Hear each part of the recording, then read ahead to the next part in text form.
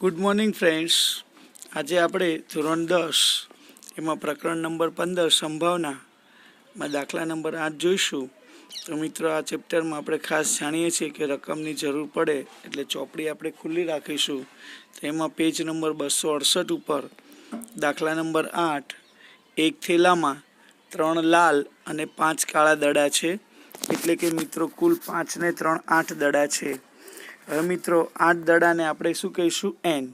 5 અને 3ના સરવાળાથી ટોટલ થયું 8, એટલે 8 આપણને મળશે કુલ પરિણામો, એટલે n કહીશું. હવે આ દાખલામાં આપણે બે ઘટનાની સંભાવના શોધવાની છે. એક તો દડો લાલ હોય અને બીજું દડો લાલ ન હોય એની સંભાવના. તો ઘટના ઈ ને આપણે બહાર કાઢેલ દડો લાલ હોય એને ઘટના ઈ કહીએ. તો ઘટના ઈને સાનુકૂળ પરિણામો એમ આપણને મળશે 3, કારણ કે આ થેલામાં 3 લાલ દડા છે એટલે એમ આવશે 3. એટલે ઘટના ઈ શોધવાની, ઈની સંભાવના શોધવાનું સૂત્ર m/n મુજબ 3/8. હવે મિત્રો બીજી ઘટના છે, બહાર કાઢેલ દડો લાલ ન હોય. તો બહાર કાઢેલ દડો લાલ ન હોય એટલે મિત્રો આ થેલામાં બે જ રંગના દડા છે, એક તો લાલ અને બીજા કાળા. તો લાલ ન હોય એનો મતલબ કે દડો કાળો હશે. તો કાળા દડા કેટલા છે? 5. માટે આ દાખલામાં m થશે 5. હવે m5 થયું એટલે ઘટના fને સાનુકૂળ પરિણામો m5. તો ઘટના fની સંભાવના આવશે m/n, તો 5/8. હવે મિત્રો દાખલા નંબર 9ની રકમ જુઓ.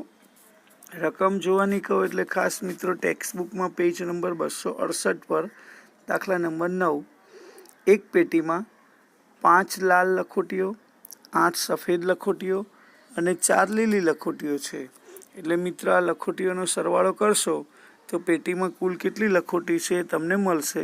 5 લખોટી વત્તા 8 લખોટી વત્તા 4 લખોટી, ટોટલ થશે 17 લખોટી. એટલે n આવશે 17. અહીંયા આપણે 3 ઘટનાની સંભાવના શોધવાની છે. એમાં પહેલી ઘટનાને ઈ કહીએ. તો ઘટના ઈ એટલે કે બહાર કાઢેલ લખોટી લાલ હોય. બહાર કાઢેલ લખોટી કેવી હોય? લાલ. તો મિત્રો અહીંયા જે 17 લખોટી છે એમાંથી કુલ લાલ લખોટી કેટલી છે? 5. માટે આ ઘટના ઈને સાનુકૂળ પરિણામો આવશે m/5. હવે મિત્રો તમે ઘટના ઈની સંભાવનાનું સૂત્ર m/n, તો 5/17. હવે ઘટના f, અહીંયા છેદ ઉડતા નથી એટલે 5/17 જ એનો આન્સર થશે. હવે ઘટના f એટલે કે બહાર કાઢેલ લખોટી સફેદ હોય. તો આ ઘટનામાં સફેદ લખોટીઓ કેટલી છે? કુલ 8. માટે ઘટના fને સાનુકૂળ પરિણામો આવશે m/8. એટલે ઘટના fની સંભાવના m/n, તો 8/17. હવે મિત્રો ત્રીજી ઘટનામાં આપણે લીલી ન હોય એની સંભાવના શોધવાની છે. એટલે કે બહાર કાઢેલ લખોટી લીલી ન હોય એને આપણે કહીશું ઘટના g. તો મિત્રો તમે જોઈ શકો છો લીલી ન હોય એનો અર્થ એવો છે કે આ ઘટનામાં કુલ આપણી પાસે લાલ લખોટી 5 છે, સફેદ લખોટી 8 છે અને લીલી લખોટી 4 છે. એટલે અહીંયા લીલી ન હોય એનો મતલબ એવો થાય છે કે બહાર કાઢેલ લખોટી કાં તો લાલ હશે અથવા તો સફેદ હશે.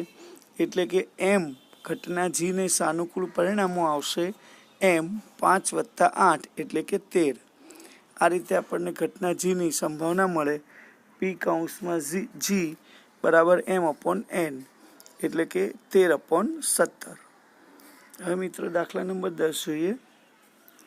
10ની રકમ ધ્યાનથી જુઓ કે એક ગલ્લામાં 50 પૈસાના 100 સિક્કા છે, 1 રૂપિયાના 50 સિક્કા છે, 2 રૂપિયાના 20 સિક્કા છે અને 5 રૂપિયાના 10 સિક્કા છે.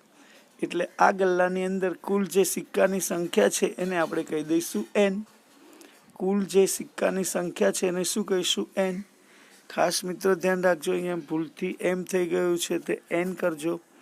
એટલે n આવશે 100 + 50 + 20 + 10, એટલે કે 180. એટલે ખાસ ધ્યાન રાખજો, કુલ સિક્કાની સંખ્યા એને m ન કહેવાય, શું કહેવાય? n. એટલે n લખવાનું છે. n કેટલા લખીશું? 180. હવે અહીંયા આપણને 50 પૈસાનો સિક્કો હોય એની સંભાવના શોધવાની કીધી, જેને આપણે ઘટના ઈ કહીએ. તો ઘટના ઈને સાનુકૂળ પરિણામો m. તો અહીંયા 50 પૈસાના કુલ કેટલા સિક્કા છે? 100. માટે m આવશે 100. m બરાબર કેટલા આવશે? 100. એટલે ઘટના ઈની સંભાવનાનું સૂત્ર પી બરાબર આવશે m/n, તો 100/180. હવે 100 ને 180 વડે ભાગાકાર કરીએ તો 0 0 ઉડે, 18ના 2 ભાગ પડે, 9 દુ 18, તો 2 પંચા 10, એટલે 5 9 એનો આન્સર મળશે. હવે મિત્રો બીજી સંભાવના આપણે શોધવાની છે કે ₹5નો સિક્કો નહીં હોય. તો તમે જોઈ શકો છો મિત્રો, ગલ્લામાં 50 પૈસાવાળા સિક્કા છે, ₹1વાળો સિક્કો છે, ₹2વાળા સિક્કા છે અને ₹5વાળા સિક્કા છે. એમાંથી અહીંયા આપણે ₹5નો સિક્કો નહીં હોય એવા પરિણામ લેવાના છે. તો રૂપિયાનો સિક્કો ચાલશે, ₹2ના સિક્કા ચાલશે અને 50 પૈસાના સિક્કા ચાલશે. ખાલી ₹5ના સિક્કા આપણે અહીંયા ધ્યાનમાં લેવાના નથી. તો ₹5ના ખાલી 10 જ સિક્કા છે, એટલે કે 50 પૈસાના 100, ₹1ના 50 અને ₹2ના 20, એટલે 100 + 50 + 20 એનો સરવાળો કરશો એટલે આપણને એમ મળશે. ઘટના એફને સાનુકૂળ પરિણામો એમ મળશે 170. હવે મિત્રો તમે જાણો છો ઘટના એફની સંભાવના શોધવી હોય તો m/n, 170 ને 180 વડે ભાગો, 1 1 શૂન્ય જ ઉઠશે ખાલી, એટલે આન્સર આવશે 17/18. અહીંયા 18ના પછી ભાગ પાડીને કોઈ અંશમાં 17 હોવાથી છેદ ઉઠતા નથી, એટલે 17/18 જ એનો આન્સર રહેશે. હવે મિત્રો દાખલા નંબર 11 જોઈએ. દાખલા નંબર 11ની રકમ તમે ધ્યાનથી જુઓ. ટેક્સ્ટબુકની અંદર ગોપી નામની છોકરી છે જે પોતાના માછલી ઘર માટે દુકાનમાંથી માછલી ખરીદીને લાવે છે. દુકાનદાર છે એ મોટી ટાંકીમાંથી યાદચ્છિક રીતે એક માછલી બહાર કાઢે છે. તો આ ટાંકીમાં 5 નર માછલી છે અને 8 માદા માછલી છે. તો બહાર કાઢેલ માછલી નર માછલી હોય એની સંભાવના શોધવાની છે. તો મિત્રો રકમ ઘણી મોટી છે, આકૃતિમાં તો ચિત્ર દર્શાવેલું છે, પણ આપણે ધ્યાન રાખીશું આપણે ચિત્ર પરીક્ષામાં દોરવાનું નથી. અહીંયા ખાસ ધ્યાન રાખજો, 5 નર માછલી, 8 માદા માછલી, એટલે 5 અને 8નો સરવાળો કરશો એટલે આપણને મળશે n. શું મળશે? n.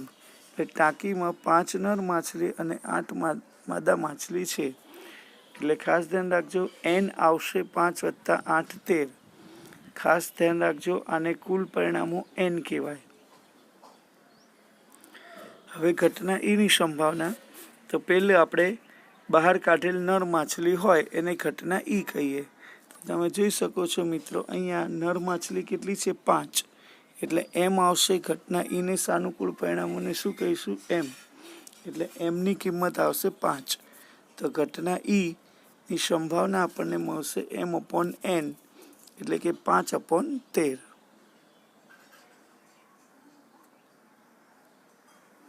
દાખલા નંબર 12ની રકમ જુઓ મિત્રો.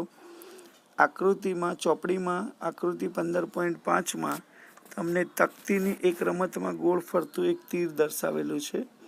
એમાં 1 થી 8 અંક દર્શાવેલા છે. હવે આ તીર જે ફરતું હોય છે એ 8માંથી કોઈ પણ એક અંક ઉપર અટકે છે અને આ બધા જ પરિણામો કેવા આપેલા છે? સમસંભાવી. માટે તમે જુઓ, આની ગણતરીમાં તમારે લખવું પડે કે તકની એક રમતમાં ગોળ ફરતું એક તીર હોય છે, જે બુકમાં બેઠું જ આપેલું છે. પછી 1 થી 8 અંક લખેલા છે, જે કોઈ નિર્દેશ ફરતું એટલે અટકે છે, એટલે n બરાબર આવશે 8. n કેટલા આવશે? 8. એટલે ઘટના ઈ આપણે કહીએ કે તીર 8 તરફ નિર્દેશ કરે. તીર 8 તરફ નિર્દેશ કરે, તો ઘટના ઈ 8 તરફ નિર્દેશ કરે અને સાનુકૂળ પરિણામ આવશે 1.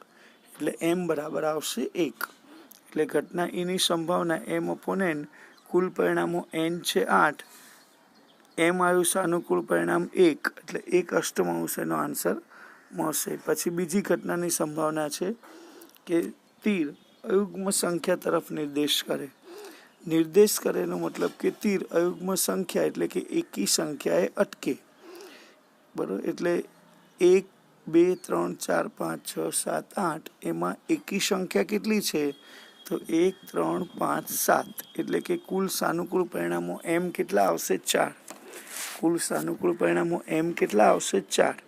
એટલે આ રીતે ઘટના f ની સંભાવનાનું સૂત્ર આવશે m/n, તો 4 અષ્ટમાંશ એટલે કે 1/2 એનો આન્સર આપણને મળશે. હવે ત્રીજી ઘટના છે ઘટના જી. તો તીર 2 કરતાં મોટી સંખ્યા તરફ નિર્દેશ કરે. 2 કરતાં મોટી સંખ્યા તરફ નિર્દેશ કરે એનો અર્થ એવો થાય કે 1 થી 8 અંકમાં 2 કરતાં મોટી સંખ્યા કઈ છે? તો 3, 4, 5, 6, 7 અને 8. એટલે કે અહીંયા કુલ આપણને કેટલા પરિણામો મળશે? 6 પરિણામો મળે. એટલે ઘટના જીને સાનુકૂળ પરિણામો m કેટલા થઈ ગયા? 6. ઘટના જીની સંભાવના શોધવી હોય તો m/n એટલે 6/8. તો છેદ ઉડાડવા ખૂબ સરળ છે. 8ના ભાગ પાડીએ 4 દુ 8, તો 2 તરી 6, એટલે અંશમાં 3 આવશે અને છેદમાં કેટલા આવશે? 4. હવે ચોથી ઘટના આપી છે આપણને કે તીર 9 કરતાં નાની સંખ્યા તરફ નિર્દેશ કરે. શું કહે છે? 9 કરતાં નાની સંખ્યા તરફ નિર્દેશ કરે. એટલે કે ઘટના h ને સાનુકૂળ પરિણામો m આવશે 8. 1 થી 8 8 પરિણામો 9 કરતાં કેવા છે? નાના. 1 થી 1, 2, 3, 4, 5, 6, 7, 8 બધા જ પરિણામો 9 કરતાં કેવા છે? નાના. એટલે ઘટના h ને સાનુકૂળ પરિણામો આવશે m = 8. એટલે hની સંભાવના થશે m/n, તો 8/8 એટલે આન્સર મળશે 1. એટલે આપણે જાણીએ છીએ મિત્રો, જે ઘટનાની સંભાવના 1 હોય એને કેવી ઘટના કહેવાય? ચોક્કસ ઘટના. એ ઘટના કેવી ઘટના કહેવાય? ચોક્કસ.